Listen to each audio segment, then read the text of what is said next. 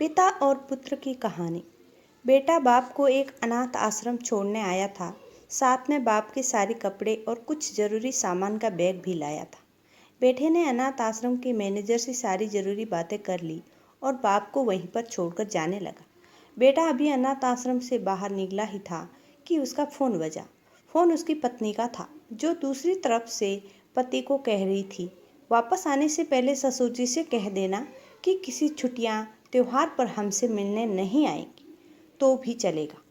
आप वहीं पर खुशी से रहिए और हमें भी यहाँ सुख से जीने दीजिए। फ़ोन रखकर बेटा वापस अनाथ आश्रम में जाता है। बेटे की नज़र अपने बूढ़े पिता पर पड़ती है, जो अनाथ आश्रम के मैनेजर से हंस हंस कर बातें कर रहे थे और काफ़ी खुश भी लग रहे थे। बेटा सोच में पड़ जाता है कि उसका पिता अनाथ आश्रम के मैनेजर को कैसे जानता है।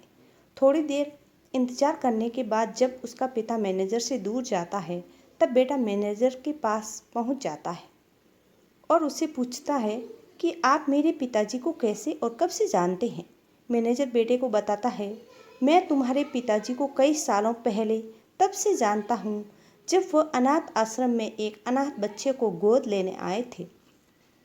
दोस्तों, कुछ समझ में आया? अब आप ही बताइए, सच में अनाथ कौन था? वह बेटा जो अपने बाप द्वारा बिना उसे बताए किए गए इतने बड़े उपकार के बदले उनके आखिरी समय में इस तरह ठोकर मार रहा था, या वो पिता जिसने एक अनाथ बच्चे को निस्वार्थ भाव से इतना प्यार दिया जितना खुद के बच्चे को दिया जाता है। दोस्तों, अपने माता पिता की कदर करना सीखो, क्योंकि आप नहीं जानते होंगे कि उन्होंने आपसे क्या क्या छुपा रखा है, कितने बलिदान, कितने त्याग उन्होंने आपके लिए किए हैं। माता पिता अपने बच्चों के लिए जो करते हैं, जो कोई नहीं करता, शायद आप जानते भी नहीं होंगे।